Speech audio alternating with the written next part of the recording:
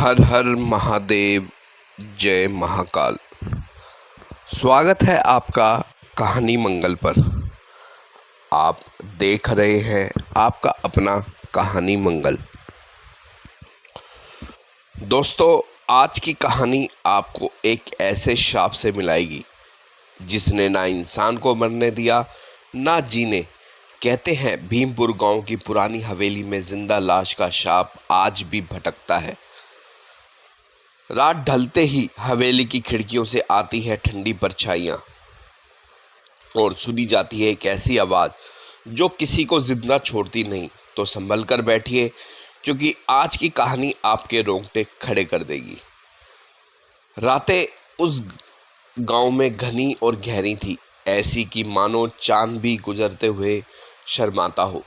गांव का नाम था भीमपुर, जिसे धीरे धीरे जंगल और धुआं सा घिरा रहता था। उस गांव के एक किनारे पर पुरानी हवेली खड़ी थी, टूटी हुई सीढ़ियां जर्जर, खिड़कियों के शीशे टूटे और दरवाजों पर जंग लगी हुई। सुने जाने वाले नामों की तरह लटके हुए। लोग कहते हैं वह हवेली कभी राजा रानी की थी, पर समय ने उसे भुला दिया और काले कीड़े कृमि ने उसे अपना घर बना लिया। पर सबसे ज्यादा डरावना सच यह था कि हवेली पर कोई शाप था, जिंदा लाश का शाप। कहानी की शुरुआत होती है आरव से, एक युवा पत्रकार जो शहर के शोर से ऊपर सच और रहस्यों की खोज में गांव की ओर आया था। आरव का मन था कि वह पुरानी घटनाओं की सच्चाई लिखे, डर को चुनौती दे और डरावनी दास्तानें लोगों तक पहुंचाए। उसे भीमपुर के बारे में कहीं ना कहीं रस्सा मिला था। किसी बूढ़ी औरत ने उसे बताया था, वहां मत जाना बेटा, हवेली तुम्हें लौटकर नहीं भेजेगी। पर आरव का मन जिद पर अड़ा था। उसे डर जितना डराता उतना ही उसकी जिज्ञासा बढ़ती। पहली रात आरव के गांव के चौपाल पर बैठकर लोगों से बातचीत की। कुछ बच्चे चिल्लाकर भागे, महिलाएं चुपचाप अपनी साड़ी की पल्लू को कसकर बांधे और बूढ़े एक दूसरे को आंखें घुमाते हुए पुराने किस्से सुनते रहे और सुनाते रहे। किस तरह रात के समय हवेली की खिड़कियों से रोशनी आती है, कोई गीली सॉरी गुनगुनाता हुआ आवाज दरवाजे पर खटखटाता है और गायब हो जाता है। एक बूढ़े ने नाम तक पूछ लिया, तू आरव है? खबर लिखने आया है, सावधान रखना। वहां जो दस्तक देता है वही लौटकर जीवित नहीं मिलता। ऐसा कहते हुए उसने एक छोटी सी धातु की घंटी आरव की तरफ बढ़ा दी। अगर हवेली के दरवाजे पर कभी दस्तक पड़े तो यह घंटी बजा देना, कहते हैं बुरे का ध्यान बंटता है। आरव को अजीब सी राहत मिली। शायद यह बताने का तरीका था कि गांव वाले भी मानते थे कि आवाज सच्ची है, पर वह उन्हें झेलते आ रहे थे। अगली सुबह सूरज की रोशनी ने रास्ते की धूल पर सोने की तरह चमक बिखेरी और आरव हवेली की ओर चल पड़ा। उसके पास कैमरा, डायरी और बूढ़े की दी हुई घंटी थी। हवेली की ओर जाते हुए राह तंग और घास से भरी थी। हवेली का गेट आधा खुला था, मानो किसी ने जल्दबाजी में उसे छोड़ दिया हो। हवेली के भीतर घुसते ही आरव की छाती पर एक बहुत ठंडा सा झोंका पड़ा, जैसे किसी ने देह में ठंडा पानी डाल दिया हो। हर कमरे में धूल की परतें, दीवारों पर पुरानी तस्वीरें और फर्श पर खून के सूखे दाग थे, जैसे समय ने हर चीज की तरह खून भी जमा दिया हो और उसे भूल गया हो। पर सबसे अजीब बात थी, हवेली के बीचों बीच एक छोटा कमरा था। दीवारों पर तांबे की लकीरें और बीच में एक पटरी पर बांधा हुआ कुछ आरव ने देखा। उसके रोंगटे खड़े हो गए। पटरी पर लिपटी हुई रबर जैसी चीजें, जले हुए कागज और बीच में एक पुराना आईना जो अब तक किसी रोशनी को प्रतिबिंब नहीं कर रहा था। आरव ने सोचा, यह सब किसने किया होगा। जैसे ही उसने आईने तक कदम बढ़ाया, आत्मा सी सिरन ने उसे छू लिया। आईने में उसका अपना चेहरा नजर आया, पर चेहरा बदलता जा रहा था। पहले आंखों के नीचे काले घेरे बढ़े, फिर उसके गाल सुन्न पड़ते जा रहे, और अचानक आईने में एक और छवि उभर आई। एक महिला सफेद साड़ी में, जिसकी आंखें खाली और गहरी थी, मुंह थर्राता और जैसे वो कहना चाहती हो पर कह ना सके। आरव पर एक निश्चय होने लगा कि यह सिर्फ उसका भ्रम नहीं। उसने अपना हाथ आईने पर रखा। आईना ठंडा था, पर अचानक उसकी हथेली में कुछ गीला स्पर्श हुआ, मानो किसी की ठंडी उंगलियां उसके अंदर घुसने की कोशिश कर रही हो। आरव जोर से चिल्लाया और पीछे हट गया। घंटी जिसकी घंटी बूढ़े ने दी थी, खुद ब खुद उसकी जेब में बज पड़ी, और हवेली में एक धीमी गूंज उठी, मानो कोई पुराना सिक्का जमीन पर गिरा हो।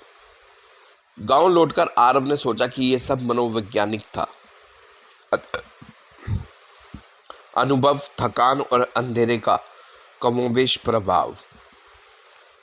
पर अगले दिन उसने देखा कि शहर में उसकी जगह पर रात को एक आदमी गायब हुआ, वही जिनका फोटो उसने उस आईने के पास रखा था। आरव ने महसूस किया कि हवेली सिर्फ एक खंडर नहीं, वह कोई जिंदा चीज थी जो लोग आते हैं खींच लेती थी। उसने निर्णय लिया, यह कहानी उसे दुनिया के सामने ले जानी है।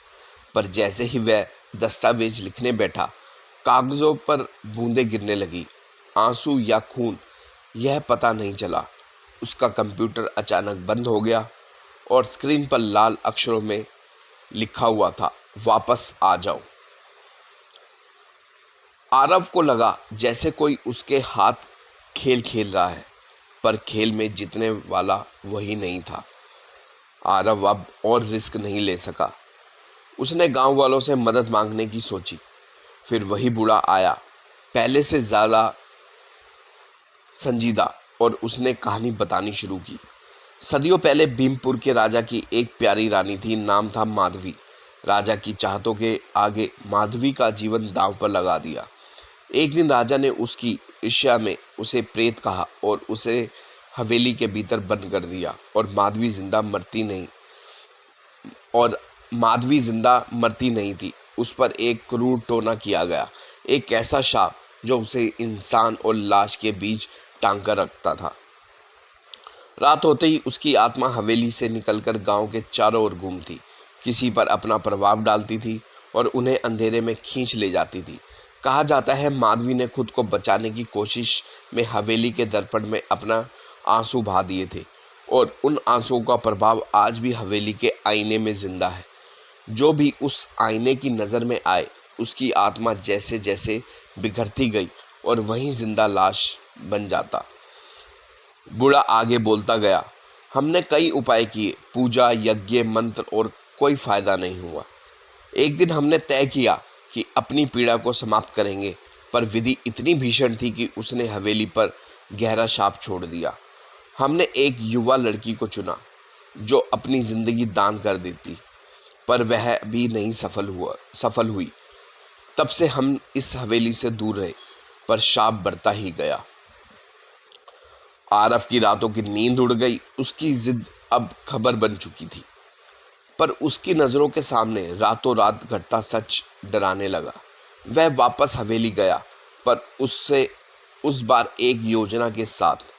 उसने गांव के पंडित, बूढ़े और दो अपने जो विश्वास वाले दोस्त थे उनको साथ ले लिया। उद्देश्य था आईने को अलग करना, किसी सुरक्षित स्थान पर ले जाना। परवश के बिना कुछ भी नहीं होता। हवेली ने उन्हें आसानी से जाने नहीं दिया। हवेली में प्रवेश करते ही दरवाजे खुद बंद हो गए। दीवारों पर शाही के निशान उभरे, कोई पुराना श्लोक जो तब से लिखा हुआ था जब दांतों वाले बच्चे खेलते थे। कमरे के कोने में किसी ने हल्की क्रूरता से चढ़ा दिया था, जैसे किसी ने मेहनत से चढ़ाई कर वहां निशान बनाए हो। पर आगे जो हुआ वह किसी के लिए भी धैर्य की परीक्षा था। आईने के पास जाते ही हवा बदली, जैसे किसी ने एक ठंडी चादर उड़ा दी हो। आईने में अब साधारण परछाई नहीं, बल्कि माधवी की पूर्ण प्रतिमा प्रतिष्ठ हो चुकी थी। उसकी आंखें अब खाली नहीं, वह सीधे उन सबके सीने में घुसने लगीं। पंडित ने जोर से मंत्र जप शुरू किया, पर मंत्र हवा में धुंधलाने लगे। मित्रों ने मिलकर आईने पकड़ने की कोशिश करी, पर आईना उनकी पकड़ से निकलता चला गया, मानो किसी अदृश्य हाथ ने उसे खींच लिया हो। एक एक कर लोग बेहोश हुए, मुट्ठी में सख्त होने लगे और फिर धीरे धीरे उनकी सांसें थमती चली गई और उन सबके चेहरे पर एक अनकहा शून्य छा गया।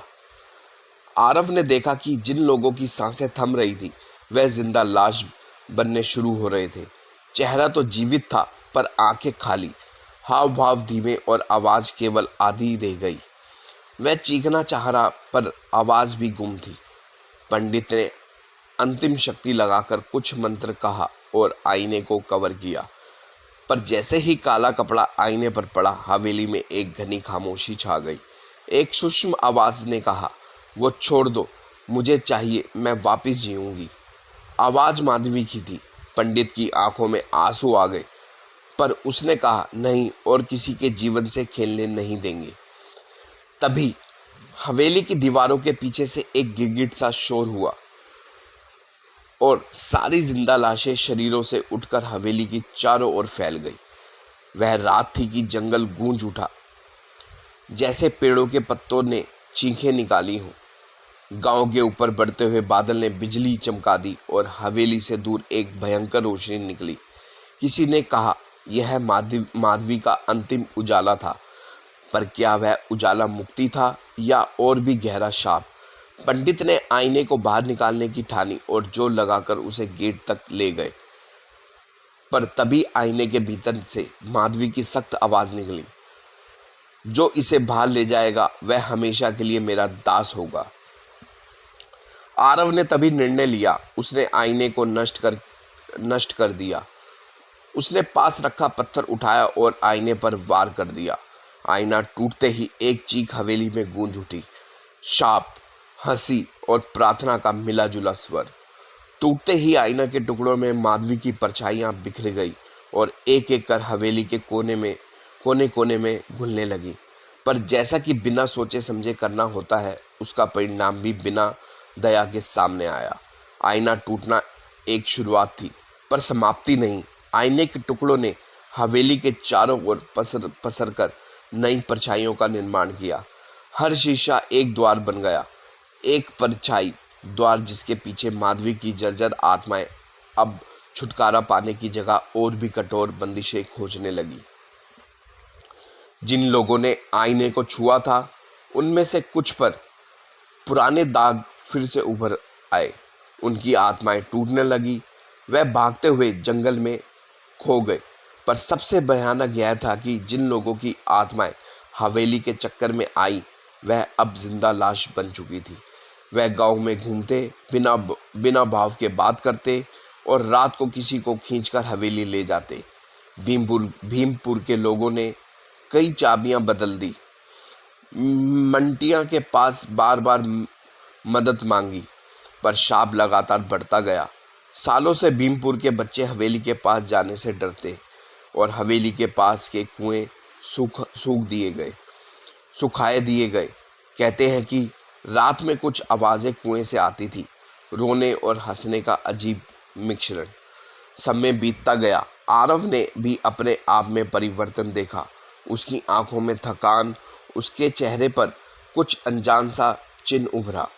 वह अब वही आरव नहीं रहा जो सुबह सैर पर निकलकर चाय पीकर लेख लिखता था। उसकी नींदें टूट चुकी थी और कभी कभी वह सुनता कि रात में कोई उससे बुला रहा है, हमारा हिस्सा दे दे। वह लड़ता, पर धीरे धीरे उसकी इच्छा भी बदलती गई। उसकी हस्तियां ठंडी और चाल धीमी हो गई। दोस्तों ने ध्यान दिलाया, पर भीमपुर के लोग अब डरते थे कि आरव भी जिंदा लाश में बदल सकता है। पर उसी रात जब हवेली से कुछ ज़्यादा ही तेज आवाज़ आई, आरव ने फैसला किया कि वह स्वयं उस शाप का कारण जानेगा या उसे मिटाएगा, चाहे वो उसको खुद को अपनी कीमत चुकानी पड़े। आरव ने फिर से हवेली में प्रवेश किया, इस बार अकेला, हवेली उसके लिए अब कोई रहस्य नहीं रही। वह महसूस कर सकता था कि कोई मौजूद है जिसे वह छू भी नहीं सकता, पर वो उसे देख सकता था। हवेली के बीचों बीच वह कमरे जहाँ आईना था अब साफ था। आईने के टुकड़े बिखरे बिखरे हुए थे, पर बीच में एक टुकड़ा अजीब तरह से चमक रहा था। आरव ने जैसे ही उसे छुआ, उसकी हथेली में ठंडी आग सी उतर आई और उसके सामने माधवी का चेहरा उभरा, पर इस बार वह आंसू बहा रही थी। सोक्रिया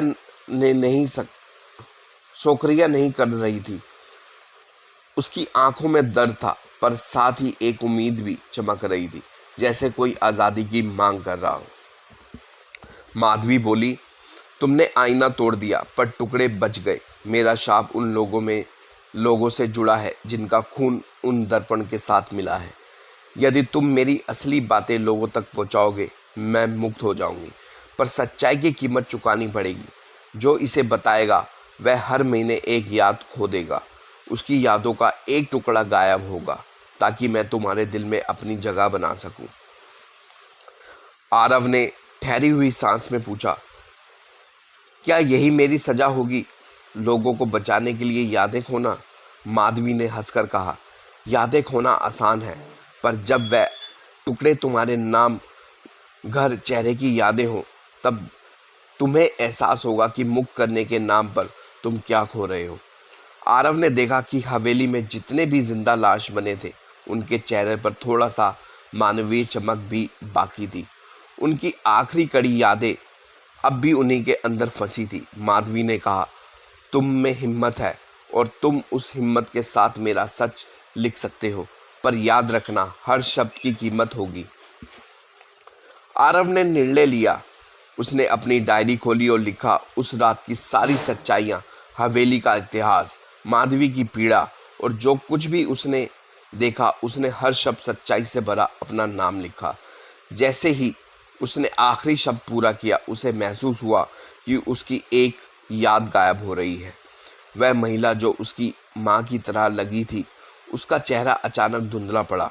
आंसू उसके गाल पर आ गए और एक कोमल खालीपन ने दिल दहला दिया, पर उसने डटकर काम जारी रखा और डायरी हवेली के बाहर गांव के चौपाल पर जाके बांध दी।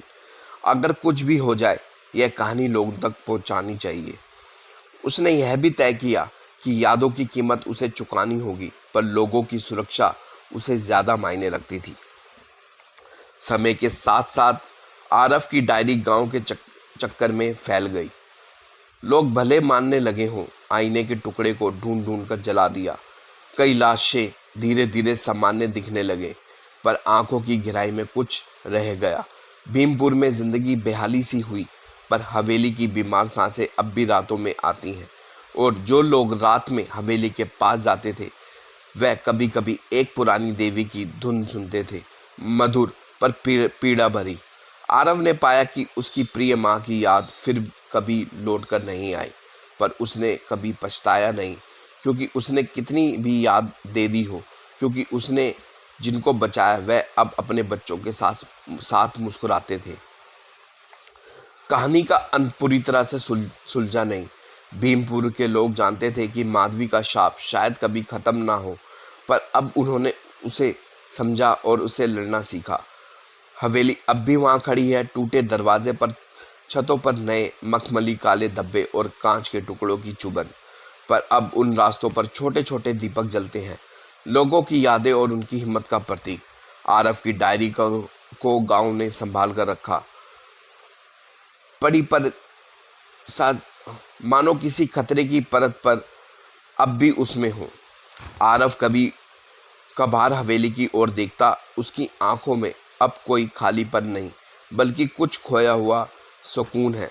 वह जानता है कि उसने एक जीवन को कुछ हिस्सा दिया, पर बदले में उसने एक गांव को बचाया। कहानी का असली डर यह नहीं था कि कोई जिंदा लाश बन जाता, असली डर यह था कि हम अपनी यादों और मानवता की कितनी कीमत चुकाने को तैयार हैं। जब कोई हमारी रक्षा के लिए खड़ा होता है, माधवी की आत्मा, चाहे वह मुक्त हुई या नहीं, अब भी रातों में कभी कभार हवेली की झरोकों में झांकती है, और अब उसके आंसू उस आईने में नहीं फंसते वह अब उन लोगों की यादों में बसे हुए थे जिनकी वजह से उसने आखिरकार अपना शाप बोझिल करने की कोशिश की। पर वही यादें धीरे धीरे घर लौटती थी, कहानियां बनकर, बच्चों के कानों में कानाफूसी बनकर और गांव की चौपाल पर मशाल बनकर जलती रहती थी। और कहते हैं, अगर तुम भीमपुर के पास कभी रात के समय से होकर गुजरो और हवेली की दिशा में देखो, तुम्हें कहीं ना कहीं एक सायादार परछाई दिख सकती है। ना तो पूरी मानव, ना पूरी लाश, पर उसकी आंखों में एक अजीब तरह की शांति होगी। शायद वह माधवी है, शायद एक शाप, और शायद एक चेतावनी। यादों की रक्षा करो, वरना यादें ही तुम्हें बचाएंगी। मिलेंगे नई स्टोरी के साथ, तब तक के लिए आप अपना और अपने परिवार का ध्यान रखिए और एक बार जरूर प्यार से बोलिए, हर हर महादेव, जय महाकाल।